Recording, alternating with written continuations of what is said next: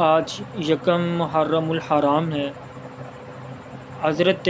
امیر المؤمنین حضرت سیدنا فاروق اعظم رضی اللہ تعالی عنہ کی شہادت کا دن ہے۔ حضرت فاروق اعظم رضی اللہ تعالی عنہ کی چند نصیحتیں ہیں جو میں آپ لوگوں کے سامنے عرض گزار ہوں۔ آپ نے فرمایا کہ جو بندہ مذاق کرتا ہے لوگ اس کو ہلکا سمجھنا شروع کر دیتے ہیں، اور جو بندہ زیادہ بولتا ہے اس سے زیادہ لغزشیں ہوتی ہیں،